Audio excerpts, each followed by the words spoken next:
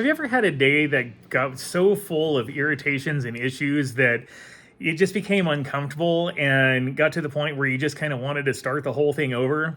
Well, if so, you're not alone. I mean, I think everybody's gotten to that point with the day. And the good news is that we always have the option to start our day over. We can stop at any moment of the day, even if it's 10 o'clock at night, right before we go to bed or something, and say, you know what, I'm completely starting over with this. I'm going to reframe this whole day and put myself into a different mindset. And that is an option that's always available to us to, kind of undo some of that irritation and negative energy. And the thing about it is that it's not just our day that we can start over like that. We have the option to start our entire life over at any moment that we want to and start fresh. And I'm going to tell you all about that in just a second. But first, my name's Aaron, and I'd like to welcome you to Positive from Negative, where we're taking pain and turning it into power and power into purpose. Because if there's one thing we all have, it's pain, and we're very powerful, and we all have a purpose. So let's go ahead and address all those things right here, right now. And so, like I was talking about, if you've lived a life where your primary guiding factors are fear and anger and resentment and shame and guilt, and and these things are just building up over the years, we don't really have to live like that anymore. We have a choice now, and particularly on this day. This is March 3rd, 2026, and this is the day of a lunar eclipse, and like a choice point. The energy is changing, and this is one of those days where we really have the opportunity to change everything. But it's not just, and it's good to have a day like that, but really we have the option at any time. We can always start over, and we can let go of those things. And that's one of the ways that we really reach that state of love and peace and joy, is by streamlining ourselves and surrendering these things and letting go of some of these old yucky feelings and emotions and stuff, and really putting down that baggage that's weighing us down. And so, with things like resentments, for example, it's so easy to carry resentments around, toward other people, and, be angry about something that happened, years ago, or maybe weeks ago, or whatever it was, and just carry that around with us forever. And, they say that resentment is it's like drinking poison yourself and hoping the other person will die. It's just that ineffective. The only person it ever really affects is ourselves. And, that's one of those things that we're just carrying these around, like these big, heavy bags full of bricks, called resentments. And really at any given moment, we can let those go. We can absolutely let them go. And you never even have to tell the other person that you've let go of the resentment. You don't have to let them off the hook. The only person that you need to let off the hook is yourself. And we have that option at any moment. If we realize that we've been walking around for the last 10 years with this resentment against, somebody who slighted us back then and stuff, and it still feels fresh and raw, we can do things to kind of process that. And, we can acknowledge the emotion behind it. We can acknowledge the discomfort. We can say it's objectively true that this happened. We can feel that emotion all the way through and then be done with it. We can keep the memory, but we can actually ask the universe that we lovingly be able to release that negative emotion and that yucky feeling, and just be free of it and stuff. Because really, if you think about the word enlightenment, it kind of implies that you're being enlightened of something. I know that's not exactly what it is, but it is sort of like a connotation that you could take, is that your load is being enlightened. You're being freed of all these attachments and resentments and angers and just the things that really hold us, in this space of low frequency and unhappiness and suffering. And so we have the opportunity to let go of those at any time we want. It's always our option that at any moment we can just put those things down. And another thing that can help a lot too is surrender. Surrender it's got kind of especially in the United States, it seems like it has a really negative connotation. But what surrender means is just to quit fighting. I'm a recovering alcoholic. I've been in recovery since 2008. And, I had fought my addiction and my alcoholism so hard and stuff, and it just kept winning.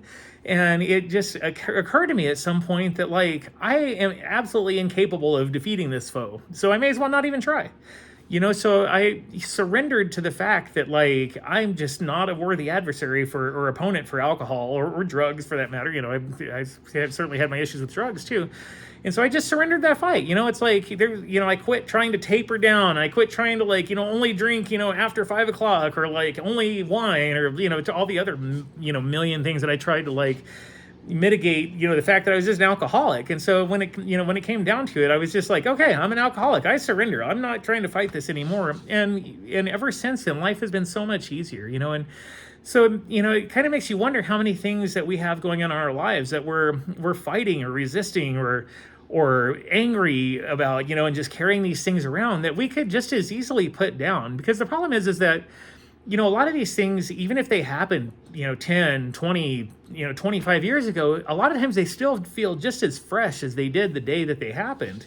And that's because we haven't processed it and stuff. And so that's why, I say that we have the opportunity to recognize those things and sit with them and really feel them all the way through and just be done and be lightened of that burden that we're carrying. And it's amazing what happens, and I think so many of us have tried to or have really spent our lives trying to control the things around us.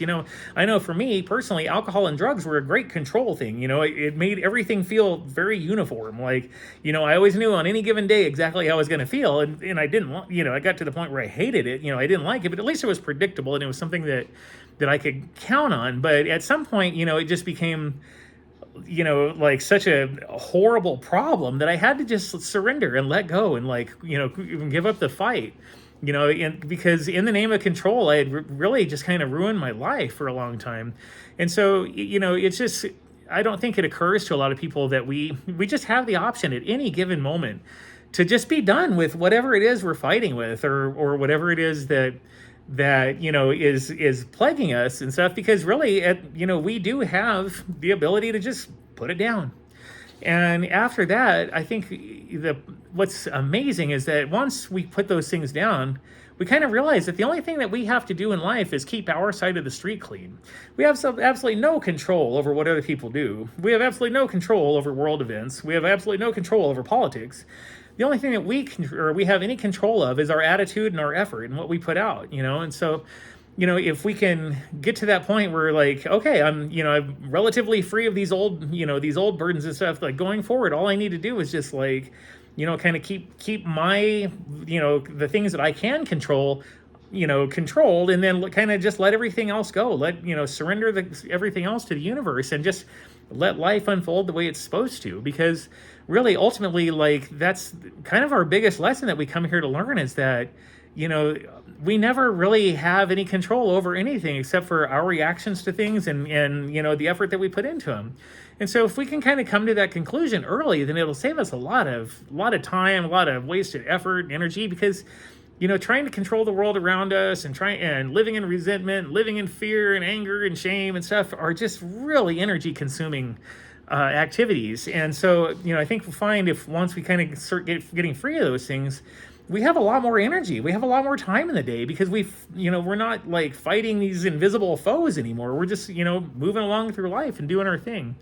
So, my challenge to you and to myself every day, I do this every day, is to like go sort of through the Rolodex of and for younger people, you probably don't know what that is, but for us, people who are middle-aged and older, Rolodex, you can picture kind of like the contacts list, if you will, of issues, and kind of go through them one by one, and be like, okay, I still feel shame or guilt or embarrassment attached to this memory. Okay, I'm going to process that now. So, I'm going to sit with this. I'm going to feel it all the way through. I'm going to feel it as bad as it's going to get. I'm going to feel that shame really shamefully, and that anger really, angrily and stuff. And then I'm going to be done with it.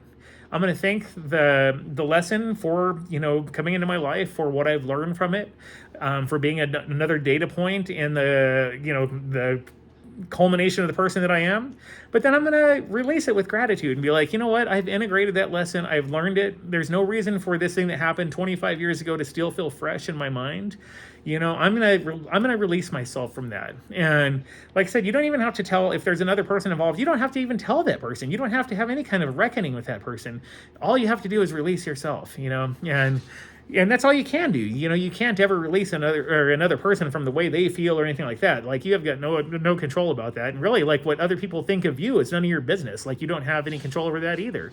But if we can just focus on the things that we can control, and then just use trust for the rest of it, you find that life goes so much easier and it's so much smoother, and we can be more present in our lives, because it's really hard to be present, like, and really fully there when you're always halfway thinking about things that happened in the past, or like arguments and what you should have said, or like or thinking about things that are coming up in the future, like, oh, I'm going to tell my boss this, blah blah blah blah blah.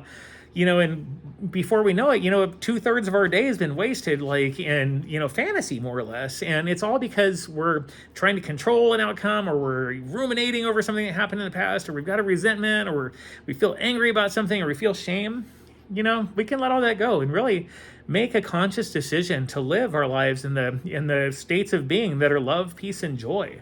And it's a process. It doesn't come on all at once, and like, you're not going to be in love, peace, and joy every minute of every day immediately, and probably never will actually every minute of every day. But we can make it start being the prevailing state of being for us, and really that just takes the effort to free ourselves of these old low frequency, just kind of yucky feelings and emotions and memories, and really, like, right size everything, because that's what it comes down to. All those things are functions of ego, and ego gets a bad rap. People are always like, oh, we need to get rid of the ego or overcome it, and that's not exactly true. Like, the ego is a great piece of survival equipment for life here on Earth.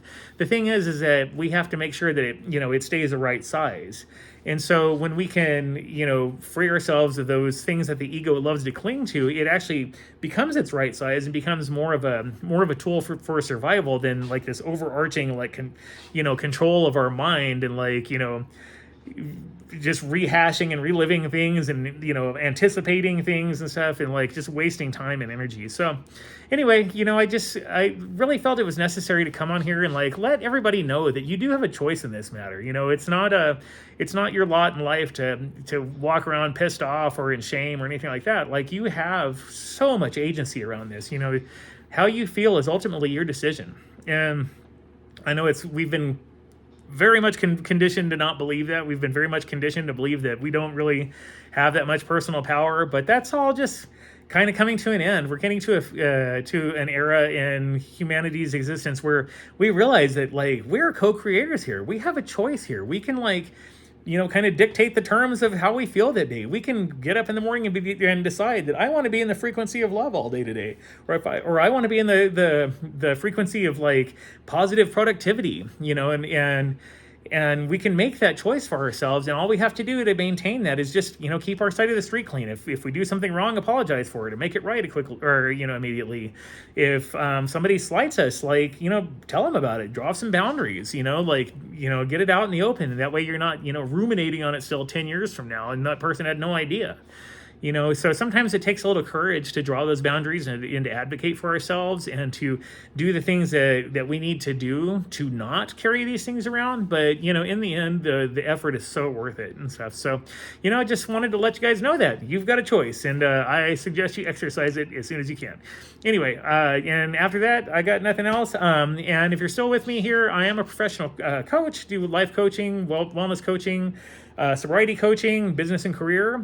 If you'd like to set up a discovery call, you can shoot me an email at positivefromnegative@gmail.com, and just let me know, how we can work together and, do short-term and long-term plans and stuff, and love to form a partnership here. So, and if you haven't already, hit subscribe, give me a like, drop me a comment, let me know where you're tuning in from. Anyway, I'm going to let it go there, but I hope everybody has another happy 24, and let's decide to live in joy, peace, and love today over anger and frustration. So anyway, I'll talk to you in the next one. Bye.